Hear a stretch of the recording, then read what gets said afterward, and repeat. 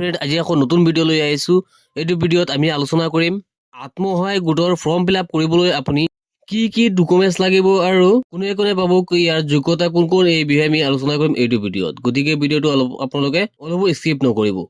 আৰু যদি আপুনি আমাৰ ভিডিঅ'টোত নতুনকৈ আহিছে তেনেহ'লে আমাৰ চেনেলটো ছাবস্ক্ৰাইব কৰি ৰাখিব আৰু যদি ফেচবুকত চাই আছে তেনেহ'লে আমাৰ পেজটো ফ'ল' কৰি ৰাখিব। আত্মসহায়ক গোটৰ 10,000 টকা পাবলৈ আবেদনৰ বাবে কি নথিপত্ৰ লাগিব আপোনাৰ।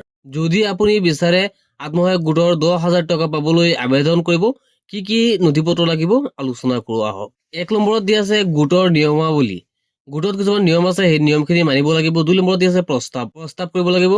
তাৰপিছত 3 নম্বৰত দিয়া আছে ফৰ্ম নং 2 নম্বৰ ফৰ্মটো আপোনাৰ বাধ্যতামূলক। 4 নম্বৰত দিয়া আছে আভ্যন্তৰীণ চুক্তি পত্ৰ, এইটো আপোনালোকৰ লাগিব। তাৰপিছত 5 নম্বৰত দিয়া আছে আধাৰ কাৰ্ড।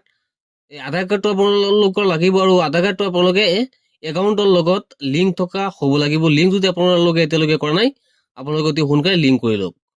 তাৰপিছত বেংক একাউণ্ট এটা থাকিব লাগিব, এইটো বাধ্যতামূলক। 7 নম্বৰত আছে ভোটাৰ কাৰ্ড। ভোটাৰ কাৰ্ডটো আপোনালোকৰ থাকিবই লাগিব। 8 নম্বৰত দিয়া আছে জেনেৰেল কাষ্টৰ মহিলাসকলৰ 3টাতকৈ অধিক সন্তান থাকিব নালাগিব।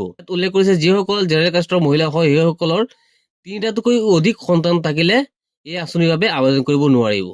9 নম্বৰত দিয়া আছে, এইটো আপোনালোকে ভালকৈ বুজি ল'ব, টি গাৰ্ডেন। তাৰপিছত দিয়া আছে SC ST OBC কাষ্টৰ মহিলাসকলৰ 4টাতকৈ অধিক সন্তান থাকিব নালাগিব। দিয়া আছে টি গাৰ্ডেন, চাহ বাগিচাত কাম কৰা লোক, OBC SC ST এইসকলৰ মহিলাসকলৰ বাবে 4টাতকৈ অধিক সন্তান থাকিলে সিহঁতে এপ্লাই কৰিব নোৱাৰিব। কিন্তু যিসকল জেনেৰেল মহিলা হয় সেইসকলৰ 3টাতকৈ অধিক সন্তান থাকিলে এপ্লাই কৰিব নোৱাৰিব। তাৰপিছত 10 নম্বৰত দিলে যোৱা 17 ছেপ্টেম্বৰত গছ পুলি ৰোপণ কৰা হ'ব লাগিব।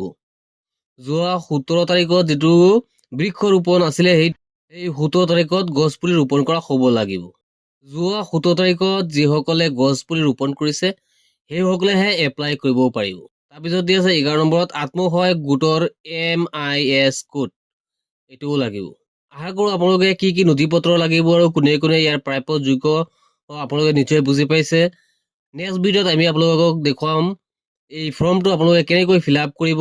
এই 2 দিনমান আগতে যিটো চৰকাৰে আপোনালোকক দিলে এই গোটৰ মহিলাসকলক, সেই ফৰ্মটো আপোনালোকে কেনেকৈ ফিল আপ কৰিব আমি আপোনালোকক সম্পূৰ্ণ প্ৰচেছটো দেখুৱাই দিম। আজিৰ ভিডিঅ'টো এইখিনি আছিলে। লগ হ'ব নেক্সট ভিডিঅ'ত।